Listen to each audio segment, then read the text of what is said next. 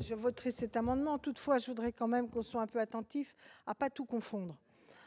Les délégués de classe, de mon point de vue, dont je suis très favorable, sont plus dans la filiation de la préparation des conseils municipaux d'enfants, c'est-à-dire la représentation politique, que dans la représentation sociale.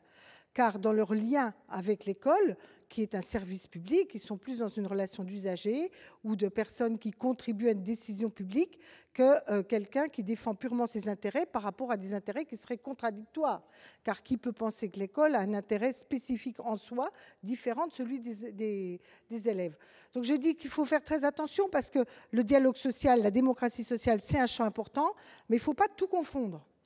Et puisque l'éducation nationale veut s'intéresser au dialogue social, à la manière dont les salariés sont associés, je n'arrive toujours pas à comprendre, Madame la Ministre, mais ce n'est pas de votre responsabilité, et ça dure depuis longtemps, que nous n'enseignions nulle part dans le droit, dans l'éducation, et voire même dans l'université, sauf des cas trucs, la question, l'économie non, mais le statut coopératif.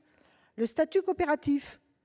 Et même dans les lycées d'agricoles, où on ne peut pas dire que les coopératives agricoles soient une petite affaire, et qui d'ailleurs n'est pas connotée politiquement, il vous a bien échappé. On n'enseigne nulle part ce qu'est une coopérative et une coopérative agricole.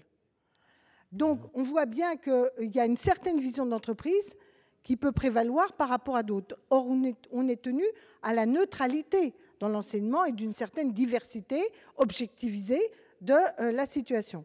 Je dis cela parce que, de la même manière, je trouve quand même qu'en France, on enseigne peu le code du travail, le droit des salariés, comme étant un des atouts civiques dans notre instruction civique. C'est-à-dire on a droit à la sécurité sociale, les 3/4 des gens ne savent même pas comment ça fonctionne. Donc bref, je ne suis pas opposée à cela, je dis qu'il faut le faire dans une philosophie qui veille bien à ne pas se transformer en une espèce de propagande ex nihilo, et qu'il faut bien veiller à ce que ce soit dans l'esprit de la neutralité et de rendre chacun responsable par rapport à la situation objective de notre pays, de notre droit et de la démocratie. Cadic.